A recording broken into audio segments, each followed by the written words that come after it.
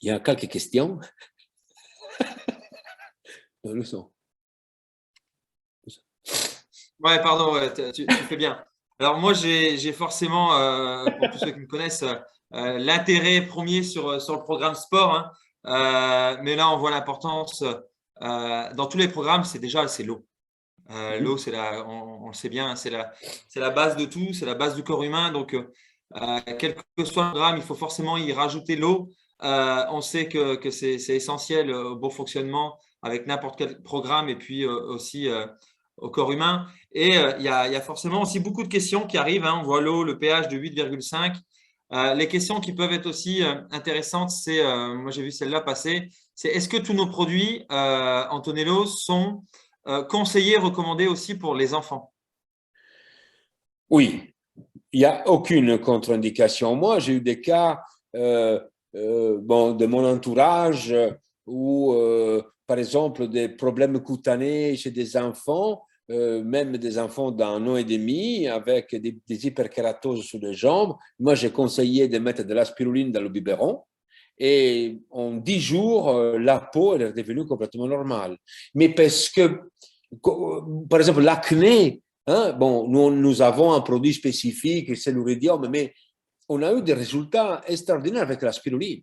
Parce que beaucoup de problèmes d'acné sont liés aussi à la nutrition, quoi, en fait. Hein.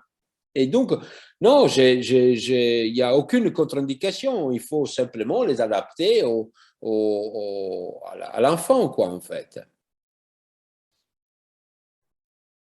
Mais comme tu as dit, euh, j'ai fait en sorte de laisser en dernier l'eau parce qu'on néglige, mais je sais qu'en dernier, on se rappelle plus de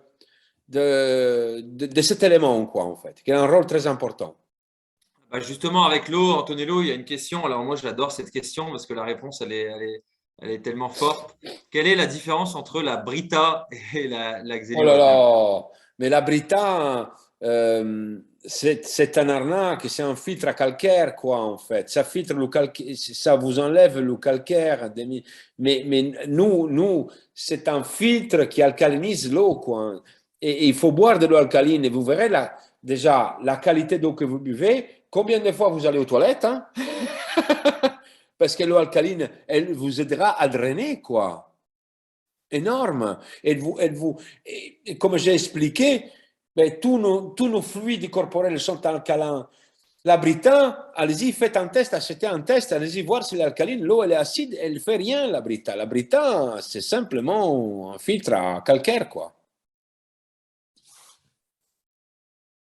Dans le même esprit que pour les enfants, donc là, encore un peu avant. Pour les femmes enceintes, Antonello, est-ce qu'il y a des préconisations ou des choses où il faut faire attention spécifiquement? Ah, bon, malheureusement, non, mais nous sommes obligés, et bon, nous sommes une société sérieuse, donc tous nos étiquetages sont conformes à la réglementation en France.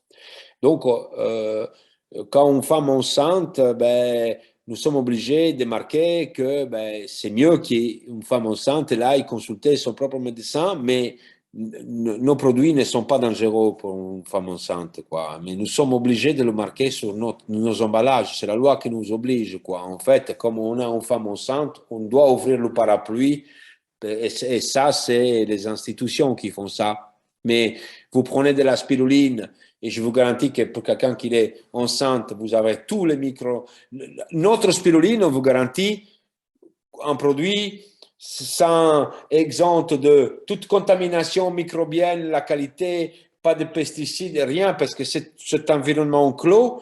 Donc, la consommer, des oméga 3, il n'y a aucun problème, la phycocéline, il n'y a aucun problème. Nous n'avons pas de problèmes, des produits qui peuvent être néfastes pour une femme enceinte, sauf s'il n'y aurait pas bon, des problèmes d'autres spécifiques. Voilà quoi. Mais non, sinon, non.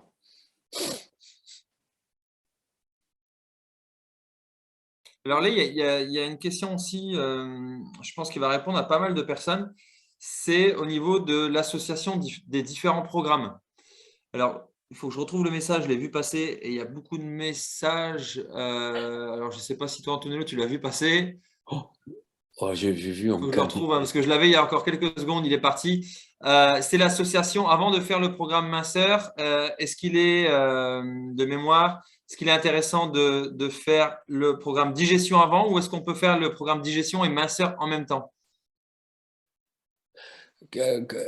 Pardon, j'ai pas compris. Dans l'esprit de faire le programme minceur, Antonello, Oui, est-ce qu'il est intéressant de faire par exemple le programme digestion avant mais bien sûr, bien sûr. et après celui de minceur où on peut déjà faire les deux avant ou justement. Alors moi, je pense même qu'on peut faire le programme digestion, minceur et après faire le sport.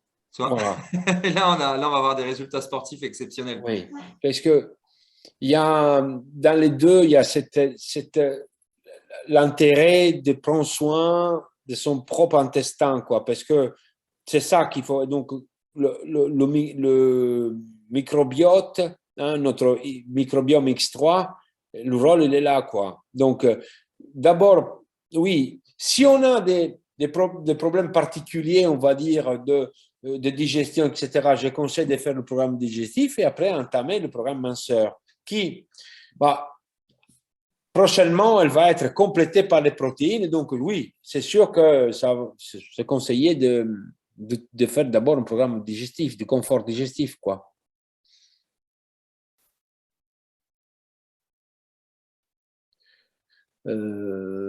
Bah, pour les personnes qui ont un taux de ferritine un peu élevé, donc la spiruline, il faut faire un peu attention. C'est mieux de se rapprocher de son propre médecin, quoi, dans ces cas-là. Voir vraiment le taux. Oui, effectivement, la spiruline, elle est riche en fer, quoi, et du fer hautement assimilable. Hein. Ça. Et alors, pour les personnes qui ont un taux de ferritine, je conseille la phycocyanine.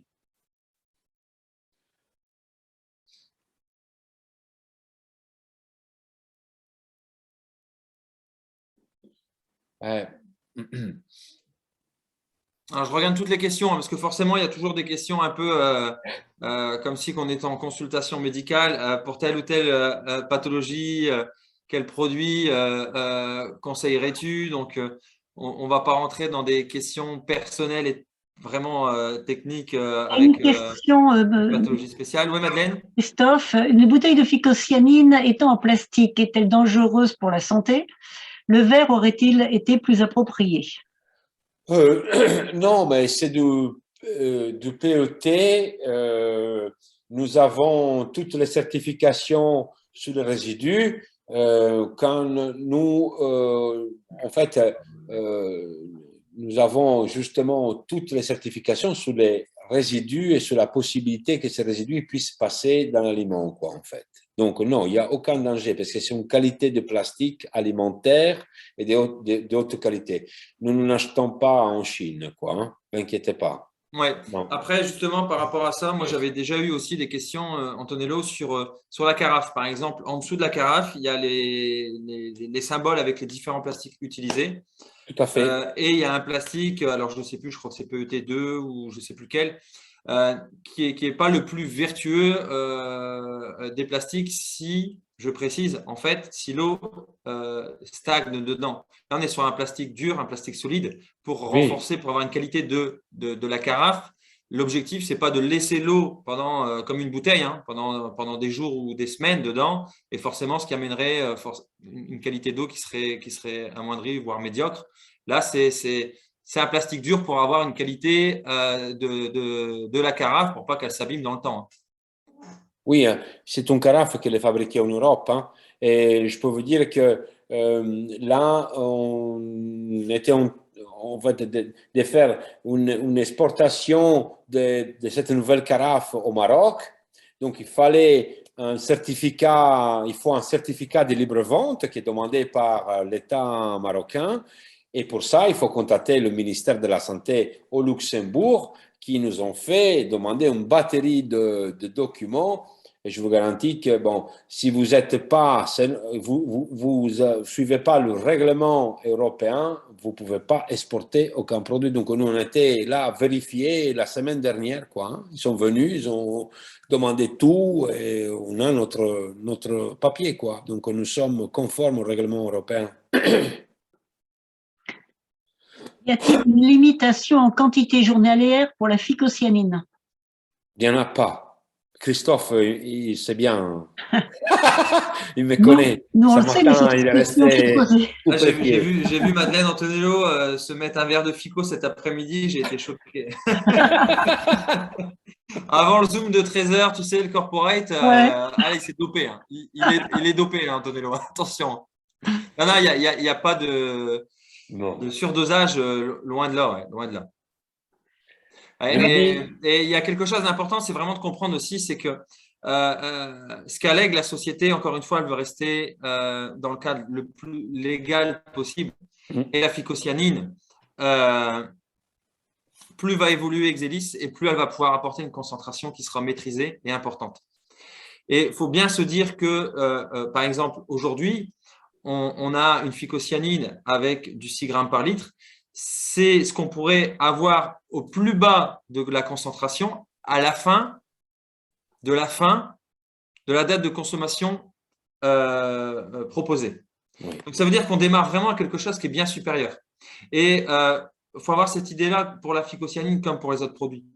Xelis a vraiment, j'ai envie de dire, pas ce devoir, mais cette vision des choses d'amener des produits avec la plus haute qualité à la personne qui va le consommer. C'est pour ça aussi qu'on a choisi le marketing relationnel, le bouche à oreille. C'est pour non seulement offrir l'opportunité du produit à la personne qui va le consommer, mais aussi offrir l'opportunité à la personne qui est l'intermédiaire d'avoir un réel accompagnement, une réelle approche avec du vrai contenu. Et pas ce qu'on va pouvoir retrouver sur Internet avec du surmarketing où au final, on trompe les gens, on les floue, on les amène sur ce qu'on a envie, mais ce qui n'est pas réellement, comme a pu le dire tout à l'heure Antonello au niveau de la barre. L'important avec Xelis, c'est de faire du vrai, d'avoir le produit le plus optimal possible.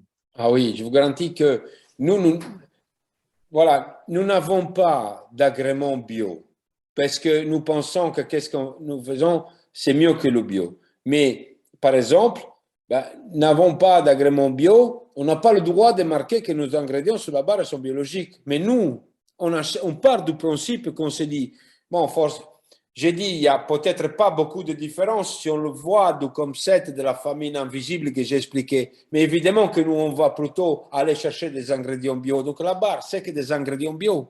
On ne ferait pas différemment. Donc il y a toujours ce souci d'aller chercher le mieux et de faire en sorte comme que nous, on le mange. Donc même le fabricant qui fabrique notre barre, il est à la base un fabricant d'aliments, pas des compléments alimentaires. Donc, c'est bon, c'est comme quand on le faisait nous. La barre, moi, je l'ai conçue chez moi hein, au début, en fait. On l'a conçue nous, on l'a amenée, on a essayé de...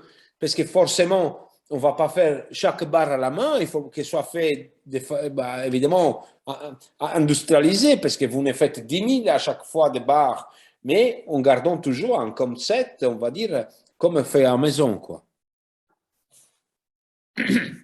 Alors là, je lisais un message, Antonello, moi ça me fait rire parce qu'à la fin, je vois Forza Italia. Donc, à mon avis, il y a quelqu'un de chez toi. Hein, là, il y a. Non, il y a une question aussi qui est intéressante, c'est au niveau de la conservation, que ça soit du gold, de la phycocyanine ou autre. Est-ce qu'il il est préconisé de le mettre au frigo ou ailleurs? Non, il n'y a pas besoin parce que tout, ça se garde à température ambiante une fois ouvert. Tout est fait en sorte qu'on n'a pas besoin de les mettre au frigo. Hein. Non, Je pense une fois qu'il ouvert. faut juste Aucun. éviter de le mettre derrière une fenêtre Oui, ensoleillée toute la journée. voilà. Il y a une question intéressante pour la FICO. Est-ce que la quantité de l'eau à laquelle on mélange la FICO a une influence sur le résultat attendu? Non, non.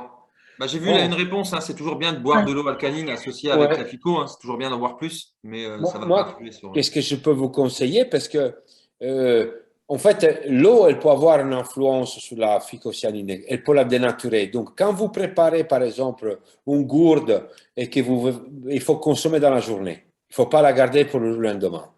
Quand vous mélangez à l'eau, il faut la garder, il faut la consommer dans la journée. Si vous partez au travail, vous vous dites, tiens, je me fais ma dose pour, je suis tranquille la journée, ben, vous la consommez dans la journée. Ce n'est pas pour le lendemain, dans ces cas-là. Parce qu'on dilue la quantité de glycérine, donc elle est moins bien conservée. Je pense qu'Antonello, il n'y a tout simplement pas de conservateur non plus. C'est pas fait pour Non, attendre 48 heures, hein. Moi qui fais du sport, je sais que si je la mets dans le bidon, je c'est reviens ça. 48 heures après, il y a une odeur, hein. C'est C'est plus sûr, bon, c'est plus bon, hein. c'est sûr. Nous n'utilisons pas des conservateurs, la barre. Moi, voilà, j'ai eu ces remarques pour le sirop, mais achetez d'autres barres. Il y a du sorbato de potassium, il y a ci, il y a ça. Nous, on garantit une barre un an sans conservateur. Faut chercher ça, hein? C'est pas facile, hein? Voilà.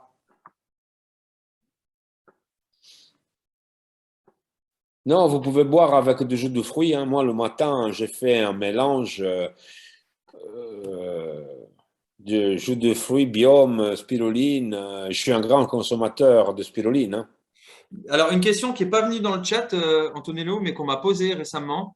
Comme forcément, je promotionne de prendre beaucoup de spiruline, hein, depuis que tu me le promotionnes toi-même. Moi, j'en mets à toutes les sauces. On m'a demandé si, bien sûr, hein, on sait que certains producteurs, pour avoir un produit final, chauffent leur spiruline. Ici, on a justement un produit qui est complètement contrôlé, maîtrisé, et qui a justement pas cette transformation.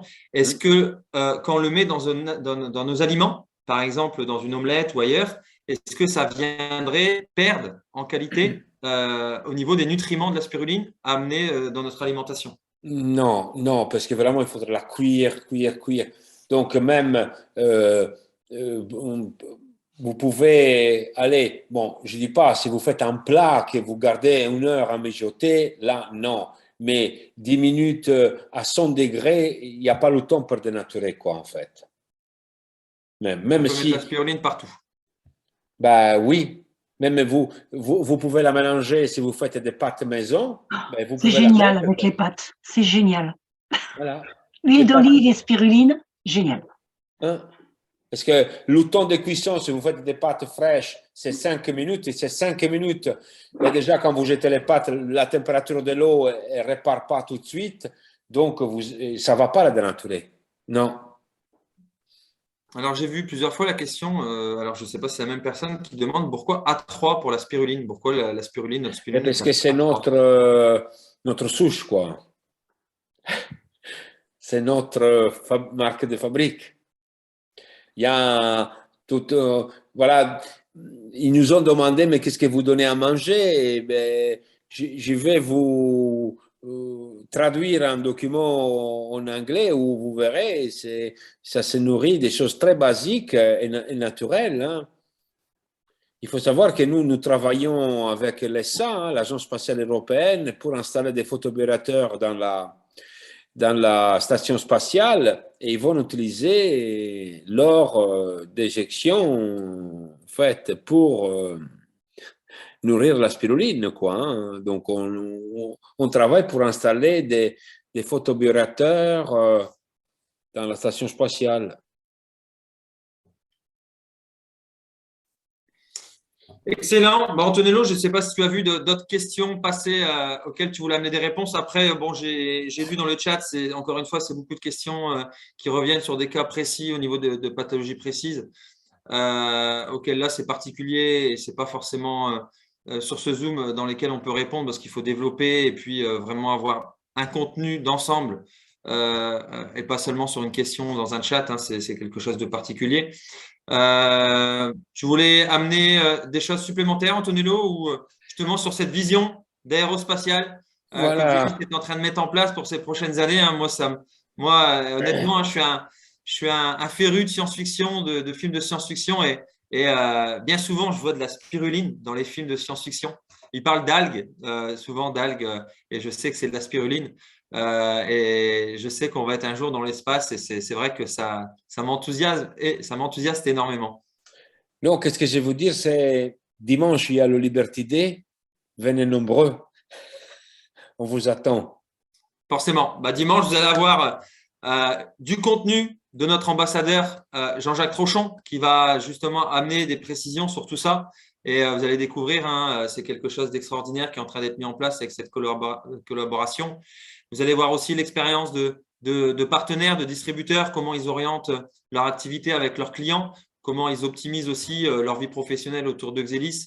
Et puis, vous allez avoir aussi la vision de ce qui va être mis en place ces prochaines semaines avec des événements, vous allez voir, spécial pour les personnes qui seront inscrites à Bonn. On a un bel événement qui va arriver à Bonn en mars avec l'évolution justement de ce que vous voyez derrière Antonello, de ces photobioréacteurs qui vont nous amener des nouvelles choses en mars et puis pas que.